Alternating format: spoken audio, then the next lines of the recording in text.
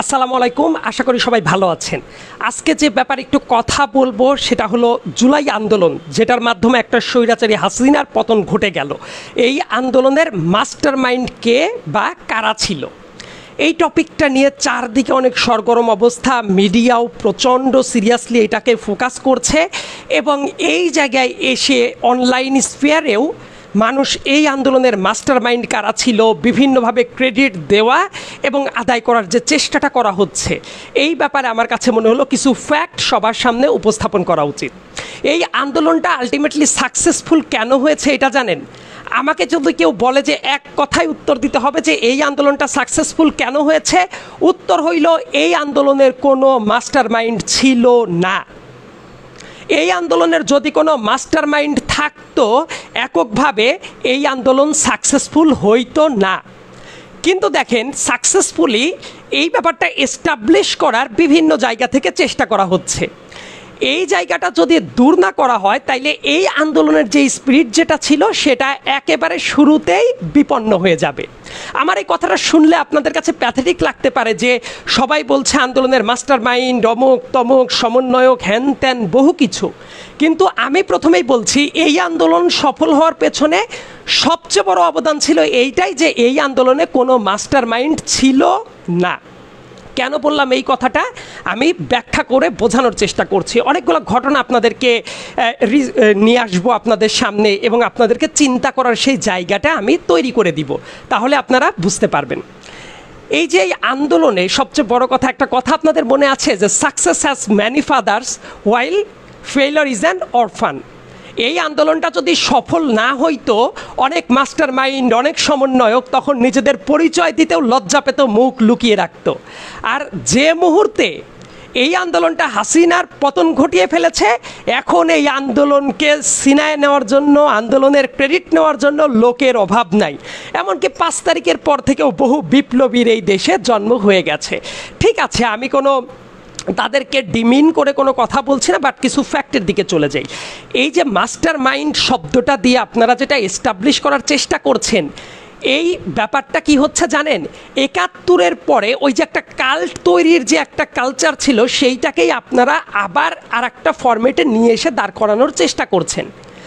শেখ মুজিব হিসেবে থাকতে পারতো, আপনারা শেখ মুজিবকে এন্টায়ার মুক্তিযুদ্ধের ক্রেডিট দিয়ে তাকে একটা কাল্ট বানিয়ে দেওয়া হইল এবং একই সাথে সেই কাল্টকে প্যাট্রোনাইজ করার জন্য আশেপাশের অনেক মানুষ জন্ম নিয়ে নিল যারা মুক্তিযুদ্ধকে সেল করা শুরু করলো। এবং দেখবেন মুক্তিযুদ্ধের পরেও তারা কেউ মুজিব বাহিনী হয়ে, কেউ রক্ষী বাহিনী হয়ে, কেউ নানা রকম চেতনার ডিলার হিসেবে তারা জীবিত থাকলো এবং তাদের ব্যবসায়ী হয়ে গেল মুক্তিযুদ্ধের চেতনা বিক্রি করা। যে মুহূর্তে দেশটাকে গড়ার দরকার ছিল নিজ নিজ জায়গা থেকে, 71 পরবর্তী সময়েও এই কাজটা ঘটেছিল এবং এই আন্দোলনের পরেও ওই জাতীয় ক্রেডিট নেওয়ার এবং বানানোর বিভিন্ন চেষ্টা করা হচ্ছে। এটা একদমই উচিত না। সো আমি যেটা বলার চেষ্টা করছি, আপনারা আর একটা শেখ মুজিবের মতো কাল্ট তৈরি হতে দিয়েন না। মনে রাখবেন, যারা ওপর লেভেলে থাকে সবসময় তাদেরকে দায়বদ্ধতার জায়গা থেকে প্রশ্ন করতে শেখেন। এই দেশের মালিক কারা? জনগণ। আমাদের প্রবলেমটা কি জানেন? আমরা আসলে নিজেরা যে জনগণ, নিজেরা যে দেশের মালিক, এই ব্যাপারটা আমরা নিজেরাই বিশ্বাস করি না। আমরা নিজেরাই কারো না কারো দাসত্ব বরণ করে কোনো না কোনো কাল্ট ফিগার তৈরি করে তার নিচে তাবেদারি করার কাজটা আমরা নিজের থেকেই করতে চাই। মানে আমরা যে স্বাধীন, এই ব্যাপারটা তো আমরা নিজেরাই বিশ্বাস করি না। দেখেন, সেম কাজটা কিন্তু আবার শুরু হয়ে যাচ্ছে। এই কারণে মাস্টার মাইন্ড, সমন্বয়ক, আমি চাই না যে এই ব্যাপারগুলো দীর্ঘস্থায়ীভাবে দাঁড়িয়ে থেকে আর একটা কাল্ট ফিগারের রূপ নিক। আপনারা সেই সুযোগটা কখনোই দিয়েন না। এই আন্দোলন সাকসেসফুল হওয়ার পেছনে সবচেয়ে বড় অবদান যদি থাকে দেশের প্রত্যেকজন আমজনতার। আমজনতা শব্দটা আমি কেন ব্যবহার করছি জানেন? যে সাধারণ মানুষের যে ত্যাগ, তিতিক্ষা এবং অ্যাসপিরেশন যেটা ছিল, আমরা এটাকে ডিমিন করে ফেলছি। এমনকি আমি তো মূলত ছাত্রদের জায়গা থেকেও যদি আমি কাজ করি, কিন্তু আমি রাজনীতিটাকে একটু বোঝাশোনার চেষ্টা করি। আমি বলছি চেষ্টা করি, তার কারণ হইল অনেক অতি বিপ্লবী আছে যারা এটা বলার চেষ্টা করছে রাজনৈতিক দলগুলোর কোনো ভূমিকা ছিল না, এরা কেন কথা বলবে। এই কথাটা খুবই বাকোয়াস একটা কথা। এই কথাটা শুনলেও অনেক পিচ্ছি বাচ্চা ছেলে মেয়ে মনে করতে পারে যে না না সব কিছু ছাত্ররা করেছে। আমি ছাত্রদের আন্দোলনের সাথে ডিরেক্ট জড়িত থাকা একজন হিসেবে এইটা বলছি, এই আন্দোলনে শুধুমাত্র ছাত্ররা ছিল না, রাজনৈতিক দলগুলোর প্রত্যক্ষ অংশগ্রহণ ছিল। ইয়েস, তারা রাজনৈতিক দলের ব্যানারে উপস্থিত ছিল না। রাজনৈতিক দলের প্রত্যেকেরই অনেক সমালোচনা আছে, এটা করতেই হবে। দেশের নাগরিক যদি আপনি হন, কোনো রাজনৈতিক দলের অন্ধ অনুকরণ করা উচিত না, প্রত্যেককেই প্রশ্নের মুখে ফেলা উচিত, তাদের কাছ থেকে দায়বদ্ধতা আদায় করা উচিত। কিন্তু যখনই দেখবেন কেউ এইটা বলবে যে সব কিছু ছাত্ররাই করেছে, রাজনৈতিক দলের ভূমিকা থেকে একেবারে সাইডলাইনে পাঠিয়ে দিবে, আমি আন্দোলনের অংশ হিসেবে, ছাত্রদেরও অংশ হিসেবেও আমি এই ব্যাপারটাকে মানে অ্যাকনলেজ করি না। আপনারা যদি খেয়াল করে দেখেন, আপনাদের কয়েকটা জায়গার কথা বলি, এই জায়গাগুলোতে যাত্রাবাড়ি সন্ধিরাকড়া, যেটা বাংলাদেশের ইকোনমিক লাইফলাইনের মতো কাজ করে, ঢাকা চট্টগ্রাম রুটটা যদি বন্ধ হয়ে থাকে বাংলাদেশের ইকোনমিটা অচল হয়ে যায়। তো এই যে যাত্রাবাড়িতে যে আন্দোলনটা গড়ে উঠেছিল, আর্মি 5 দিনের ভেতরেও সেটা থামাইতে পারে নাই। ওই জায়গায় কি ছাত্ররা বা কোনো সমন্বয়কের আন্ডারে এই নেত্রী আন্দোলনটা গড়ে উঠেছিল? ওঠে নাই। এই জায়গায় রাজনৈতিক দলের কর্মীরা ছিল। উত্তরার আন্দোলনের কথা যদি বলেন, রামপুরার আন্দোলনের কথা যদি বলেন, তারপর যদি ধরেন ওই যে মিরপুরের আন্দোলনের কথা যদি বলেন, বসিলা ব্রিজ মোহাম্মদপুরের আন্দোলনের কথা যদি বলেন, এই জায়গাগুলোতে রাজনৈতিক দলের যারা কর্মীরা আছে তারা ডেডলক তৈরি করে রেখেছিল। ইয়েস, তারা রাজনৈতিক ব্যানারে আসে নাই, ছাত্রদের প্রতি সহমর্মিতা দেখিয়েই এসেছে। কিন্তু আপনি কি তাদের অবদানকে একেবারে নাই করে দিতে পারেন? আমি জানি অনেক বিএনপির কর্মীরা মরেছে, অনেক জামাত শিবিরের লোকজন মরেছে, এই আন্দোলনে মরে নাই। এই বাস্তবতাটাকে কেউ অস্বীকার করবেন না। এই রাজনৈতিক দলেরও কিন্তু পার্টিসিপেশনটা ছিল, কিন্তু অনেকেই এই জায়গাটা একেবারেই অস্বীকার করার চেষ্টা করছে। আরেকটা জায়গায় আমি একটু নিয়ে যাই, প্রাইভেট ইউনিভার্সিটির স্টুডেন্ট যারা ছিল তাদেরকে কি পারফেক্টলি রেসপেক্ট করা হয়েছে?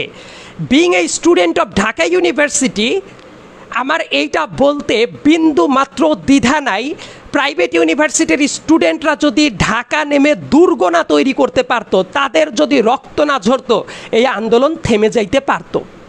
ইয়েস, থেমে যেত, দিস ইজ ফ্যাক্ট। ঢাকা বিশ্ববিদ্যালয়ে আমরা কিন্তু আগেও আরও অনেক আন্দোলন করেছি। আমি ব্যক্তিগতভাবে 2018 কোটা সংস্কার আন্দোলন করেছি, নিরাপদ সড়ক আন্দোলন করেছি, ইলেকশনগুলোর আগের যে আন্দোলনগুলো রাজনৈতিক আন্দোলন ছিল সেগুলোতেও আমি পার্টিসিপেট করেছি। দেশের দমন পীড়ন যা যা চলেছে, এক্সট্রা জুডিশিয়াল কিলিং বলেন, এনফোর্স ডিসঅ্যাপিয়ারেন্স বলেন, প্রত্যেকটা জায়গায় ভোকাল হিসেবে আমি নিজেও কিন্তু পার্টিসিপেট করেছি এর আগেও অনেক দিন যাবত, বিগত 7 বছর যাবত। অনেকেই হয়তো বা আমাকে নতুন নতুন যারা চিনেন তারা ভাবতে পারেন এই আন্দোলনে কথাবার্তা বলছি, কিন্তু যারা আমাকে দীর্ঘদিন যাবত চিনেন তারা জানেন যে অনেক দিন যাবত আমরা গণতন্ত্র ফেরানোর আন্দোলনটা করছি। সো ওই জায়গা থেকে যদি বলি, আমি ঢাকা ইউনিভার্সিটির স্টুডেন্ট হিসেবে বলছি, অনেক অন্যায় অনিয়ম, ভোট চুরি, রাহাজানি, অন্যায় অবিচারকে আমরাও কিন্তু সহ্য করে গেছি, রাস্তায় নামি নাই। যে মুহূর্তে চাকরির ব্যাপারে আঘাত আসা শুরু করলো, ওই মুহূর্তে ঢাকা ইউনিভার্সিটির স্টুডেন্টরা রাস্তায় নেমে গেল। খেয়াল করে দেখেন তো, প্রাইভেট ইউনিভার্সিটির যারা স্টুডেন্ট ছিল তারা কি সরকারি চাকরির পরীক্ষা দেয়? খুব একটা। কাজেই এই আন্দোলন শুরু হয়েছিল যে জায়গা থেকে, প্রাইভেট ইউনিভার্সিটির স্টুডেন্টরা যখন রাস্তায় নেমে গেল, এই দুইটার ভেতর কিন্তু ফারাক আছে। প্রাইভেট ইউনিভার্সিটির স্টুডেন্টরা রাস্তায় নেমে, যদি আমি পার্টিকুলারলি ব্র্যাক ইউনিভার্সিটির কথা যদি বলি, এনএসইউ এর কথা যদি বলি, ইস্ট ওয়েস্ট ইউনিভার্সিটির কথা বলি, এবং আশেপাশে সব ইউনিভার্সিটি, এরা রাস্তায় নেমে যেভাবে বুকের তাজা রক্ত ঢেলে দিয়েছে, এই কাজটা যদি না ঘটতো এই আন্দোলন থেমে যাইতো। প্রাইভেট ইউনিভার্সিটির স্টুডেন্টদেরকে যথেষ্ট পরিমাণ ক্রেডিট দেওয়া হয় নাই, এই ব্যাপারটা স্বীকার করে নেওয়া উচিত এবং তাদেরকে ডিউ ক্রেডিটটা দেওয়া উচিত। এইটা যারা ইগনোর করবে তারা, আমি মনে করব, মূল যে স্পিরিটটা ছিল, মূল যে বাস্তবতাটা ছিল, সেই জায়গাটা তারা অ্যাভয়েড করে যাচ্ছে। এরপর খেয়াল করেন, আমি প্রাইভেট ইউনিভার্সিটির কথা যেরকম বললাম, একই সাথে রাজনৈতিক গতিবিধিটা যেরকম ছিল এই আন্দোলনের, অ্যাবসলিউটলি কোটা কেন্দ্রিক আন্দোলন ছিল। সেই আন্দোলনটা কিন্তু প্রতিদিন নতুন নতুন নতুন নতুন প্ল্যানে এগিয়েছে। এখন কেউ যদি মাস্টার মাইন্ড দাবি করেন, সমন্বয়ক যারা আছে তাদেরই আন্দোলনটা দাবি করেন, তাহলে ব্যাপারটা কি হবে জানেন? ব্যাপারটা হবে এমন, কেউ বোধহয় কাগজ কলম নিয়ে বসে ছক কষে কষে একের পর এক ইভেন্ট করেছে। একটা একটা ইভেন্টের কথা মনে করেন, প্রভা শামিনের কথা আপনাদের মনে থাকার কথা, ওই প্রেস কনফারেন্স প্রাইম মিনিস্টারের।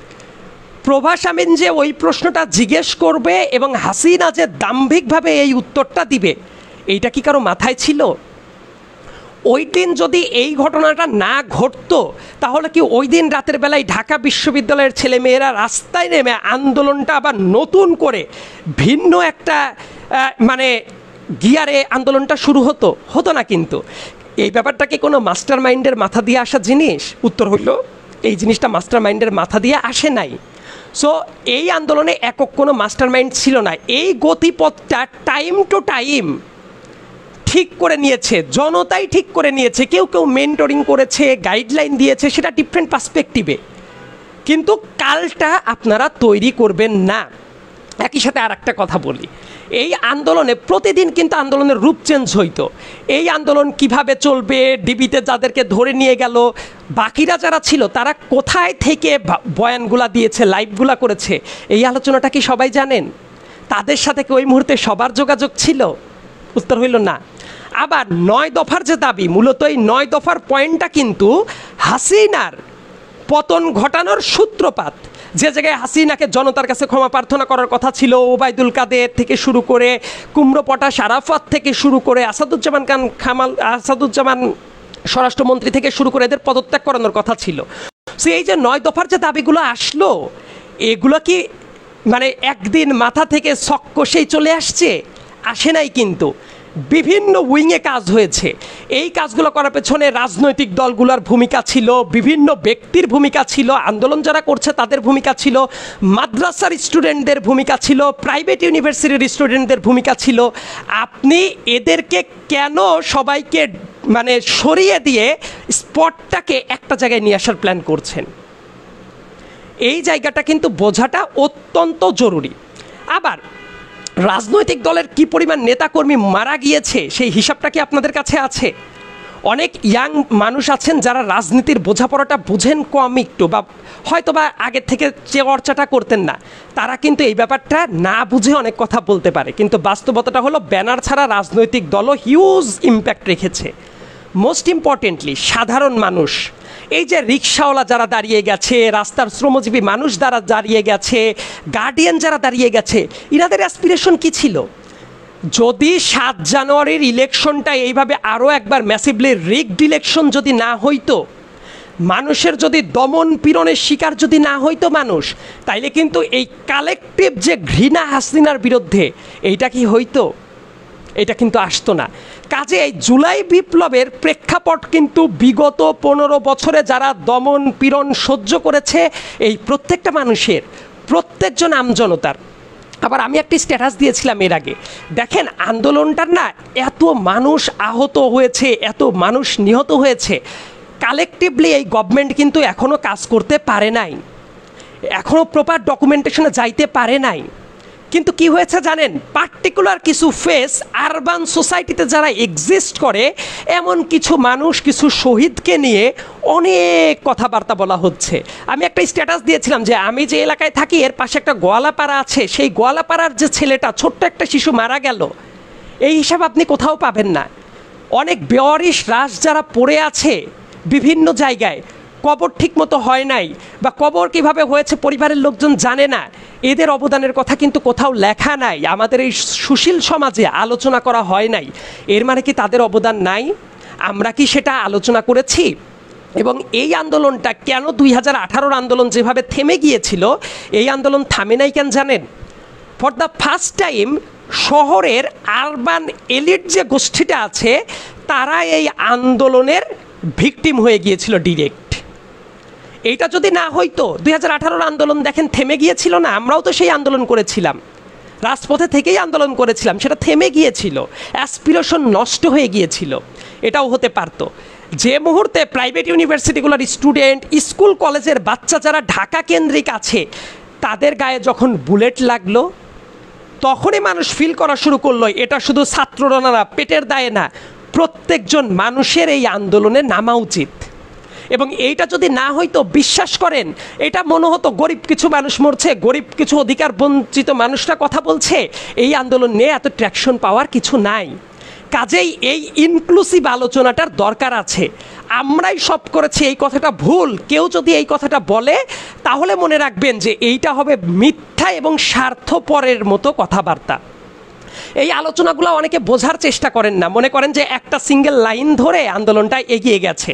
আবার আরেকটা ব্যাপার, অনেক ডিসিশন হয়েছে, ইন্ডিভিজুয়াল অনেক ব্যক্তি জানে না, কোনোটা অন্য সমন্বয়করা জানে না, আরেকজন সমন্বয়ক জানে না, কোনো মাস্টার মাইন্ড জানে না, এমন অনেক ঘটনাই কিন্তু ঘটেছে, নেপথ্য থেকে অনেক কাজ হয়েছে। এই বাস্তবতাগুলোও আমাদের ইতিহাসের অংশ হওয়া উচিত। তা না হইলে যেটা হবে যে এক কেন্দ্রিক আলোচনা আপনারা দেখতে পারবেন, মনে হবে এই তো একটা গোষ্ঠী, এই তো একটা পার্টিকুলার গোষ্ঠী, এরাই আন্দোলনটা করে সাকসেসফুল করে ফেলেছে। এই ব্যাপারটা সঠিক না। একই সাথে আমি যেরকম এই যে পলিটিক্যাল দলদের যেভাবে তাদের অবদানকে স্বীকৃতি দেওয়া উচিত, স্কুল কলেজের যারা বাচ্চারা আছে স্বীকৃতি দেওয়া উচিত, প্রাইভেট ইউনিভার্সিটির যারা আছে তাদেরকে স্বীকৃতি দেওয়া উচিত, আমজনতা যারা আছে তাদেরকে স্বীকৃতি দেওয়া উচিত, আরেকটা গুরুত্বপূর্ণ ব্যাপার আছে যে জায়গাটা নিয়ে আমরা খুব একটা কম কথা বলেছি। দেশের বাইরে থেকে অনেক মানুষ অনেক সিরিয়াসলি প্যাট্রোনাইজ করেছে, এবং তারা শুধু আজকে থেকে না, অনেক দিন যাবত এই ফ্যাসিস্ট হাসিনা রেজিমের বিরুদ্ধে কথাবার্তা বলছে। তাদের পার্টিকুলার কাউকে কাউকে নিয়ে আপনাদের কথাবার্তা থাকতে পারে, কারণ সমালোচনার ঊর্ধ্বে কেউই না, কিন্তু আপনারা যখন পুরোপুরি ডিজোন করে দিচ্ছেন, অনেক সুশীল এসে অনেক কথা বলতে পারে, সেই কথাগুলোর সাথে আমি একমত না। কারণ এই মানুষগুলোর সাথেও আমাদের অনেক আগের থেকে কথাবার্তা বলতে হয়েছে, যোগাযোগ করতে হয়েছে। এবং ইন্টারেস্টিং ফ্যাক্টটা কি জানেন, তাদের একটা বড় ভূমিকা ছিল। আমি এই মুহূর্তে প্রবাসী যারা আছেন এই আন্দোলনে একাত্মতা প্রকাশ করেছেন, তাদের প্রতি আমার জাস্ট একটা স্যালুট জানাচ্ছি, আমি a big salute to them. কারণ তারা যে কন্ট্রিবিউশনটা করেছে এটা অনেক ক্ষেত্রে চোখে দেখা যায় না। এই কয়েকটা নাম আমার আলাদাভাবে বলতেই হবে। আপনি যদি বলেন ফাহাম আব্দুস সালামের নাম, পিনাকি ভট্টাচার্যের নাম, তাসনিম খলিলের নাম, জুলকারনাইন সায়েরের নাম, কনক সারোয়ারের নাম, তারপর এই যে এই লোকদের যে কথাগুলো আমি বললাম তাদের নাম আলাদাভাবে বলতেই হবে। জিয়া আহসান, ফায়েজ আহমেদ তৈয়ব, আমি যদিও ইলিয়াস হোসেনের কথাবার্তা আমি খুব একটা শুনিনি, কিন্তু তারও কিছুটা অবদান আছে বলে অনেকেই বলেন। সো এই প্রত্যেকটা মানুষ যে কাজটা হয়েছে, তারা কিন্তু প্রত্যেকের জায়গা থেকে কথাবার্তা বলেছে, মোবিলাইজ করেছে, প্যাট্রোনাইজ করেছে। সো তাদের বিভিন্ন ইস্যু নিয়ে, এমনকি যে ব্যক্তিদের নাম বললাম তারাও কিন্তু মাঝে মাঝে নিজেদের আইডিয়াকে ক্রিটিক করে, সমালোচনা করে, কিন্তু সব কিছুর ঊর্ধ্বে তাদের প্রত্যেকের বড় বড় অবদান আছে। হয়তোবা কখনো যদি আমি সামনে কোনো দিন বই লিখি একটা, সেই জায়গায় তাদের সাথে প্রত্যেকে কিভাবে এঙ্গেজ ছিল, কিভাবে কন্ট্রিবিউট করেছে, সেই কথাগুলো আমি বলবো। তাদের প্রত্যেকের সব আইডিয়ার সাথে আমি একমত বা আমি সবগুলো আইডিয়া এন্ডোর্স করি, ব্যাপারটা এমন না, কিন্তু তাদের অনেক বড় অবদান ছিল। একই সাথে আরও দু একটা গ্রুপের কথা যদি বলি, BAA বাংলাদেশ এগেইনস্ট ফ্যাসিস্ট নামে দু একটা প্ল্যাটফর্ম ছিল, ইমতিয়াজ মির্জা এটা গড়ে তুলেছিল, যত অ্যাক্টিভিস্ট আছে তাদেরকে একটা আমব্রেলার নিচে নিয়ে এসেছিল। এই প্ল্যাটফর্মটাও খুব ভালো রকমের কাজ করেছে এই আন্দোলনে, মানে বয়ান তৈরির ক্ষেত্রে। আবার দেশের বিভিন্ন পেশাজীবী মানুষ যারা আছেন, ইউরোপে আমেরিকায় যারা থাকেন, তারাই আন্দোলনে, অনেকেই আন্দোলন চলাকালীন টাইমে কথা বলেছে তো আমাদের সাথে, আমরা জানি। তারা একটা বিশাল ফান্ডও জোগাড় করার প্ল্যান করছিল, যদি এই দীর্ঘস্থায়ী সংগ্রাম চলতে থাকে তারা কিভাবে ফান্ডিং করে আহত যারা আছে চিকিৎসা কিভাবে করবে, তারপর তারা দেশের ইকোনমিটাকে কিভাবে বুস্ট করতে পারে পরবর্তীতে, এইটা নিয়ে তারা বিশাল একটা কমিউনিটি কিন্তু একত্রিত হয়েছিল। আর যারা প্রবাসী শ্রমিক হিসেবে কাজ করে মধ্যপ্রাচ্যের ভাইয়েরা, তারা নিজেরা চাকরি হারিয়ে জেলে গিয়ে আরও অনেক ত্যাগ তিতিক্ষা স্বীকার করেও তারা কি করেছে, তারা আন্দোলনে নেমেছে, তারা রেমিটেন্স পাঠানো বন্ধ করে দিয়েছিল ফ্যাসিস্ট হাসিনার বিরুদ্ধে। সো তাদের একটা বড়সড় অবদানটা আছে। সো আমরা কি এই জায়গাটাকে অ্যাকনলেজ করছি ঠিক মতো? আন্দোলনটা শেষ হয়ে যাওয়ার পরে আমরা যতটা সেলিব্রেট করার ভূমিকায় চলে গেছি, আমরা যতটা ক্রেডিট নেওয়ার জায়গায় চলে গেছি, কিন্তু নেপথ্যে যে কত মানুষের অবদান আছে সেই জায়গাটা কিন্তু আমরা অনেক ক্ষেত্রেই অ্যাকনলেজ করি নাই, এবং সেই ট্রেন্ডটা আরও বড়সড়ভাবে চালু হয়েছে। সো আমি এই জায়গাতে সবাইকে অনুরোধ করব, এই যে ব্যক্তি যে প্ল্যাটফর্মগুলোর কথা বললাম এদেরকেও অ্যাকনলেজ করা দরকার। এবং বাংলাদেশের সুশীল সমাজের একটা ভূমিকাটা কি জানেন, আমাদের বিদ্যা বুদ্ধি পড়াশোনা সব কিছু হলো শহর কেন্দ্রিক। এই শহর কেন্দ্রিক প্ল্যান করতে গিয়ে আমরা রুট লেভেলকে ভুলে যাই। তাদের যে অ্যাসপিরেশন আছে, তাদের কথা আছে, তাদের ত্যাগ তিতিক্ষা আছে, এই ব্যাপারটা আমাদের এই আরবান সোসাইটিতে খুব কম আসে। আমরা মনে করি আমরাই সবচেয়ে বড় বড় স্যাক্রিফাইস করে ফেলেছি। এই কারণে দেখবেন আমাদের আইন কানুন পলিসি এই জায়গাগুলোতে একজন কৃষক, একজন শ্রমিক, একজন সাধারণ মানুষের অ্যাসপিরেশনটা অনুপস্থিত থাকে। সো সেই জায়গাটা ওভারকাম করার দরকার আছে। এই আন্দোলনটা আমার যা সামগ্রিকভাবে যে কথাটা বললাম, এই কথাগুলো বলার মিনিংটা হলো এইটাই, এই আন্দোলনে মাদ্রাসার ছাত্রদের যে অবদান ছিল সেটাকে ইগনোর করবেন না, শহরের স্কুল কলেজের বাচ্চাদের যে অবদান ছিল সেটাকে ইগনোর করবেন না, প্রাইভেট ইউনিভার্সিটি যেভাবে দুর্গের মতো দাঁড়িয়ে গিয়েছিল তাদের অবদানকে অস্বীকার করবেন না। ছাত্রদের পাশাপাশি বিভিন্ন পেশাজীবী সংগঠন, মানুষ যারা রাস্তায় নেমে গিয়েছিল তাদের অবদানকে অস্বীকার করবেন না। রাজনৈতিক দলগুলার যে একটা কমন গোল নিয়ে তারা হাসিনার বিরুদ্ধে বিভিন্নভাবে তাদের কর্মসূচিকে মোবিলাইজ করেছে, তাদের কর্মীরাও যে এই আন্দোলনের পার্ট ছিল সেইটাকে ইগনোর করবেন না। মানে this should B a collective movement, this should B A inclusive movement, this should B a collective movement for Bangladesh. এই কথাগুলো যাতে আমরা কেউ ভুলে না যাই। আপনারা এই কথাগুলো না বলে যখনই আপনাদের আলোচনা হয়ে যাবে শুধু সমন্বয়ক কেন্দ্রিক, মাস্টার মাইন্ড কে ছিল এইটা শোনা কেন্দ্রিক, তখন আপনারা বড় একটা অংশকে ইগনোর করে যাবেন। এবং এই ইগনোরেন্স কি তৈরি করবে জানেন? দেশে আর একটা ফ্যাসিজমের বীজকে তৈরি করে দিবে। যেভাবে মুক্তিযুদ্ধের হাজারো মানুষের অবদানকে অস্বীকার করে শুধুমাত্র শেখ মুজিবের কালটাকে আপনারা তৈরি করেছিলেন, সেই একই টাইপ ধারণার দিকে কিন্তু আবার আগাচ্ছে। আর একটা গুরুত্বপূর্ণ ব্যাপার হলো, আমি এক্সপেক্ট করব এই যে সমন্বয়ক, অমুক মাস্টার মাইন্ড, এই জিনিসগুলো যতটা অ্যাবজর্ব করে প্রত্যেকের কাজে ফিরে যাবে, দেশ গঠনের কাজ করবে, সেটা ততই মঙ্গল। মুক্তিযুদ্ধের পরের কথাটা মনে আছে আপনাদের? রক্ষী বাহিনী গড়ে উঠেছিল, মুজিব বাহিনী যারা ছিল প্রত্যেকেই দেশ গঠনের চেয়ে তারা মনে করতো এই দেশটা তাদের বাপের দেশ, এবং তারা এইটাকে বাজেভাবে ৭১-এর পরবর্তী সময়েও ক্যাপিটালাইজ করেছে। ওই চেতনার বীজ দিয়ে চেতনার ডিলার হয়ে তারা কিন্তু পরবর্তীতে শোষক অংশে রিপ্লেসড হয়ে গেছে। এই কাজটা যাতে আবার না হয়, সবার আগে এইটা অন করা উচিত। আমরা প্রত্যেকে দেশের সাধারণ মানুষ, এই দেশের মালিক সবাই, এই আন্দোলনের মালিক সবাই। এইখানে কোনো একক মাস্টার মাইন্ড নাই, এই জায়গায় সব কাজ সমন্বয়কেরা করে নাই। এই সত্যটাকে যদি আমরা ধারণ না করতে পারি, এই বিপ্লবের ব্যাপারটাও চেতনা ডিলারের মতো নানাভাবে বিক্রি হইতে থাকবে। এই চেতনা বিক্রি করে আমি চাই দেশের সাধারণ মানুষের অ্যাসপিরেশনটাকে যাতে আবার নষ্ট না হয়। আশা করি এই আলোচনাটা অনেক লম্বা, কিন্তু আমি অনেকগুলো ফ্যাক্ট তুলে ধরার চেষ্টা করেছি। আর ভবিষ্যতে আমার একটা বই লেখার ইচ্ছা আছে, সেই জায়গায় আমি এই আন্দোলনের বিভিন্ন পার্ট নিয়ে স্ট্রাকচার করে করে আরও বিস্তারিত বলার চেষ্টা করব। ধন্যবাদ সবাইকে। আসসালামু আলাইকুম।